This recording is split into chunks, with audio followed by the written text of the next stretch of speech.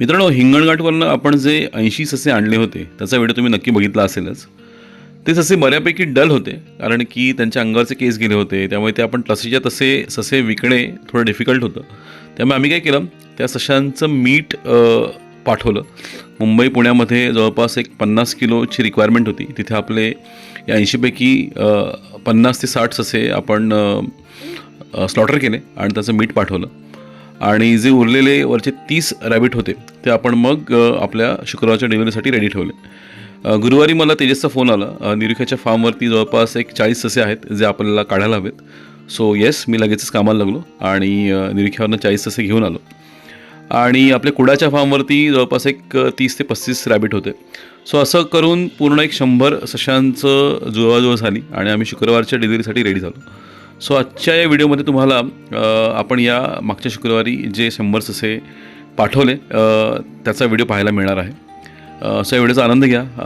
खूप कसरत करत आम्ही हे ससे जमा केलेत आणि त्यांची डिलिव्हरी केलेली आहे. सो बघा, मजा घ्या आणि सांगा कसा वाटला आजचा video.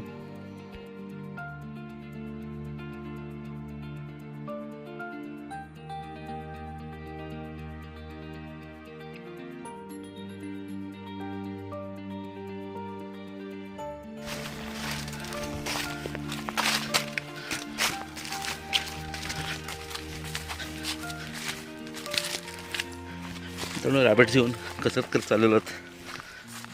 Yes, rabbit for sale चाललेले आहेत. अशी आमची कसरत असते.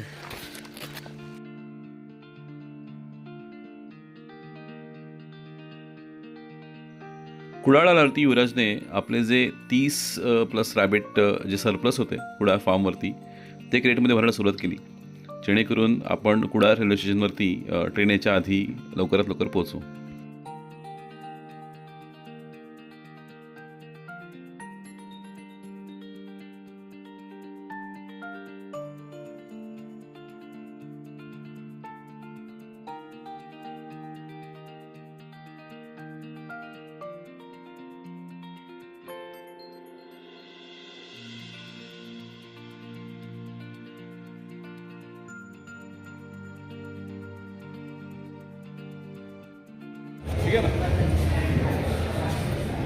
जास्त गेलं तर काय